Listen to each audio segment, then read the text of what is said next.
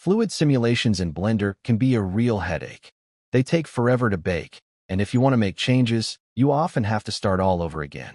But Self Fluids offers a different approach. Instead of relying on heavy physics simulations, it uses geometry nodes to create fast and lightweight 2.5D water effects, prioritizing ease of use over ultra-realistic physics. And now, with version 2.0, Self Fluids is packed with new features that make water simulations even more powerful and flexible. So let's dive in. At its core, Self Fluids is all about defining a domain, the space where your water simulation happens. You can scale this domain to fit your scene, with the X and Y dimensions affecting performance.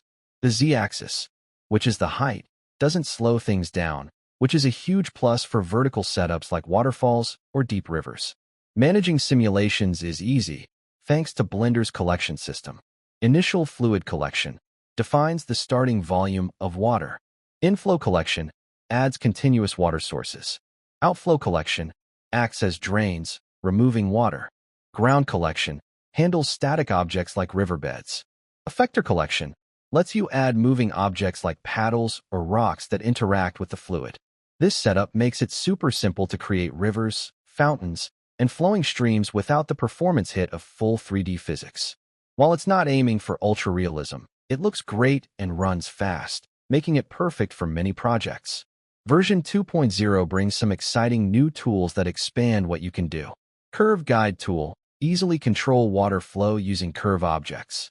Just draw a path, adjust parameters, and watch your water follow along. No more complex setups. Ocean Blending seamlessly merge simulated water with an ocean plane, perfect for larger environments where you need a smooth transition. Improved post-processing, add displacement, noise, and surface texture for more dynamic-looking water. Splash and foam effects have also been improved for better interactions in fast-moving water. Flow Map Baking. Bake your simulation into a static mesh with animated textures. This is perfect for background rivers or looping water effects, reducing the need for constant active simulation. There is one known issue. If you're rendering in cycles, you might notice some black shading artifacts and splashes. So, for final renders, keep that in mind and do some testing. Self Fluids 2.0 is all about making fluid simulations fast, efficient, and easy to use, without sacrificing visual appeal. If you found this video helpful, hit that like button and subscribe for more Blender add-ons and assets like this. Thanks for watching, and I'll see you in the next one.